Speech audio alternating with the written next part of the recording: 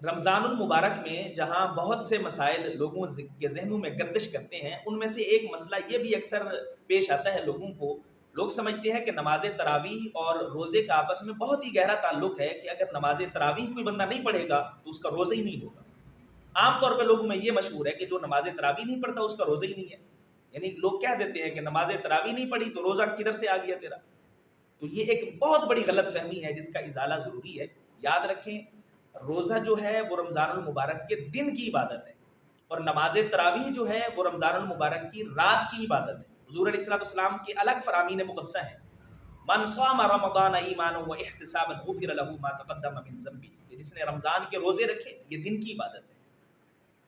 اور رات کی عبادت کا جو قیام ہے وہ حدیث پاک میں من قام رمضان ایمانا واحتسابا غفر له ما تقدم من ذنبه، وہ رات کا شیڈول الگ ہے، دن کا شیڈول الگ ہے.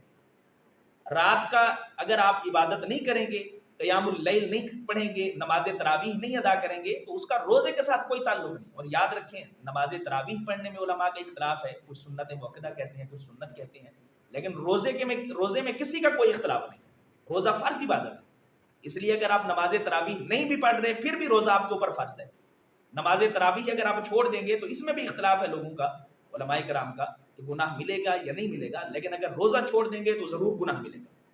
اللہ رب العزت کے حکم کی نافرمانی کر رہے ہیں، فرض چھوڑ رہے ہیں، اور فرض کے تارک کو جو گناہ ملتا ہے وہی روزہ چھوڑنے والے کو گناہ ملے گا. اس لیے نماز تراویح یہ الگ عبادت ہے، روزہ الگ عبادت ہے.